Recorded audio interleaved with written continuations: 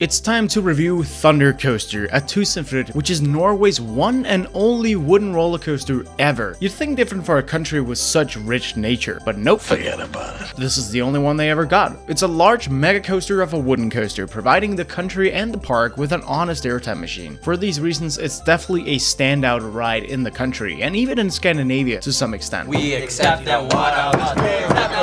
Some even consider it the best roller coaster in the country, since it is a very thrilling high-speed machine. But on the other hand, some people will not call themselves a fan in any sense of the word. We don't even know what that means! And me, keep watching, babe, because I don't fucking know. I wrote it in July of 2023. Let's talk about the technical things. Made of wood. ThunderCoaster is a wooden roller coaster made by Vekoma, one of only 3 ever built, so it's a rare sumbitch. You do not see these every day. These are pretty rare. Possibly the most violent of them all. There are only 2 of these left now, this one and loup-garou, and it is the only one of the 3 to get its classic Vekoma trains replaced, which happened with timber liners that you would typically see on a gravity group wooden coaster. It opened in 2001 and was the last of the 3 to open, and might also be the last to stand. We'll have to see. Guess what, son? You're next. But it was an end of an era equal to the life of a housefly. With those trains, it can handle 24 riders over 12 rows. And the comfort of the seats are okay, as are the odd lap bars. Unfortunately, these trains are way more prone to bone drilling than the older Vekoma trains are, mostly because the seats aren't anywhere near as soft. So if you ask me, the old trains are way better for a ride like this, and they could have single-handedly rocketed this ride up my rankings. It's 105 feet tall, which makes it the second tallest coaster in Norway after Storm the Dragon Legend. But it is on a cliffside, so that is measured with the drop, which is really just an airtime hill, so this is like an estimate pretty much. It's got a length of 3,116.8 feet, which is actually the longest roller coaster in Norway. They don't even have an alpine coaster longer than this. And it goes 57.8 miles an hour, which is the second fastest coaster in Norway, also after Storm. So it actually used to have all 3 records until it got dethroned this year. My crown! I got it! I got it! It's got a ride duration of 55 seconds, which is fairly long, too long for some. It is measured from the lift hill to the final brake run, so that is a solid time for pure thrill. And of course it's got 0 inversions, because it's that old. Firstly, it's a wooden coaster. Do I look stupid? So already a W in the looks department. It's almost mystical in its appearance, or rather very Norwegian, because it stands greatly on a cliffside surrounded by pine trees, and it just looks really cool. It reminds me a lot of the setting from Gutten som kapput med trollet, which I'm sure all of you know what is, right? The point is, it looks kind of beautiful, and it's fun to watch too, especially since the queue line basically goes through the layout of the ride. It's also fun to listen to, because you become deaf when you do so. It is the loudest roar I've ever heard any coaster have. And even the lift hill is probably the loudest lift hill I've ever heard. This thing makes noise, bro. Get me off this mountain! The layout begins with a massive chain lift hill where you experience your first thrill, which is losing your hearing.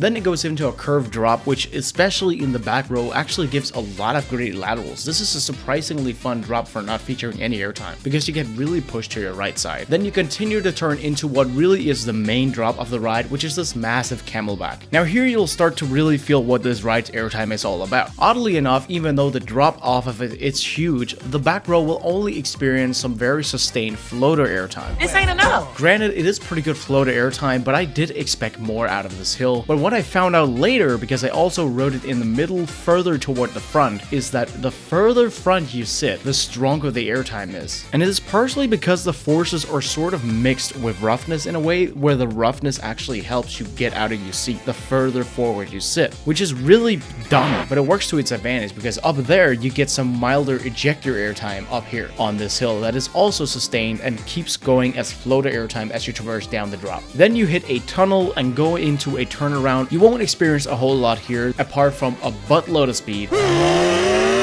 And then you hit 2 bunny hills. Now both of these bunny hills feel exactly the same, and as the camelback as well, the further the front you sit, the more milder, roughnessy ejector airtime you'll feel, which is a lot of fun. And in the back roll, you'll experience some sustained floater airtime. You then have another sort of forceless but speedy turnaround into this drop, which in the front roll you get a quick little weak ejector pop, and in the back roll you'll get very strong, more sustained and abrupt flojector airtime. You go up into this high altitude turn that sort of slows you a little bit down, but at the top you actually get a bit of laterals toward your left, as if it's a little underbanked. And then you have the twisted drop, which is just like before, where you get some solid floater airtime throughout the entire train, but especially snappy in the back row. Then you have a twisted ascent here, which is exactly like the prior bunny hills, but a little bit weaker.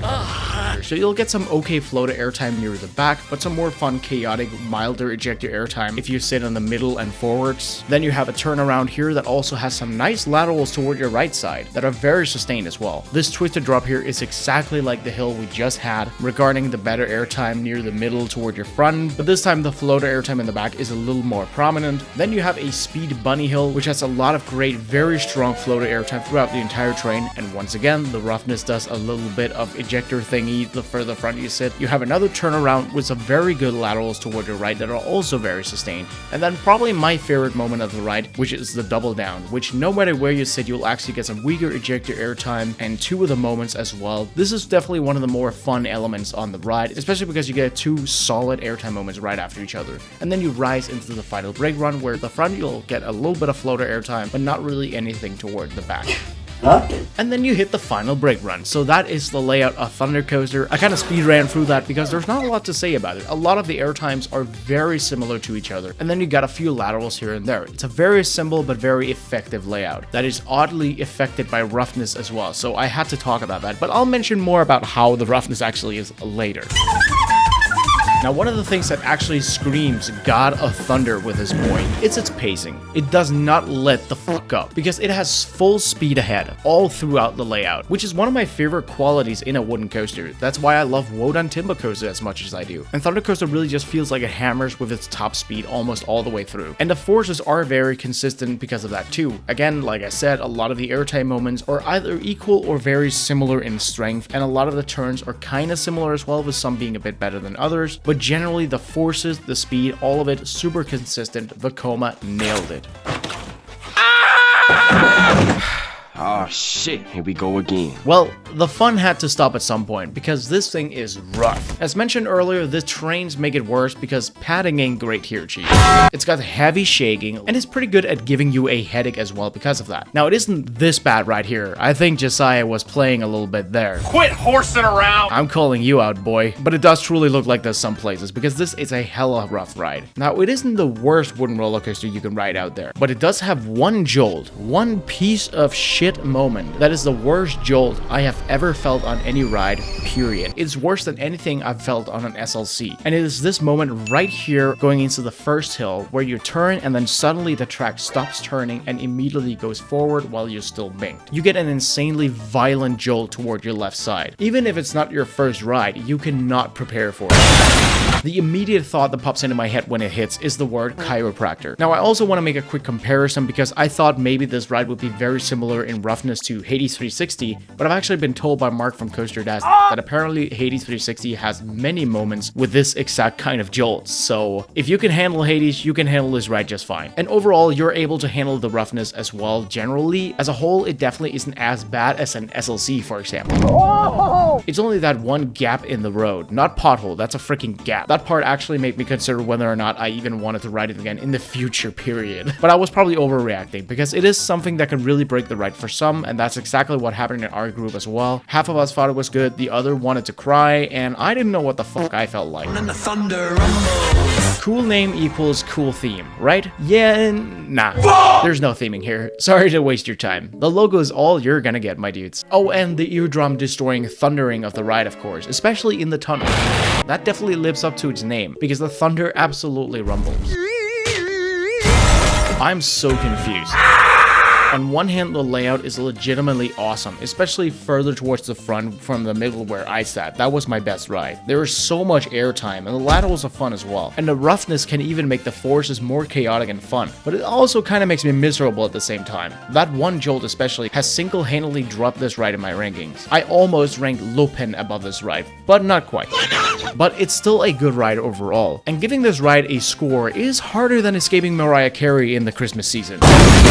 So I'm gonna give it a 7 out of 10, which might seem pretty high, but it is based on its potential of being a great ride, but still with some points taken away due to it being designed by Jigsaw. I think if it didn't have the roughness, it would at least be an 8.5, and it is some people's favorite ride in Norway as well. By far the best roller coaster at TusenFryd. Yeah, what, mate? While others will probably have it as their least favorite Woody. But overall, it's a good ride with need for serious help, a massive retrack, and some new trains. Jesus Christ. And for those of you wondering, I prefer loup-garou a lot. So please let me know what you think about ThunderCoaster down in the comments below if you've ridden it, or if you've ridden any of the other 2 Vekoma wooden coasters, or maybe just something that has trains like this, like Hades. I don't know. I just want to listen to you guys' opinions, man. So talk to me down there. Otherwise, bye!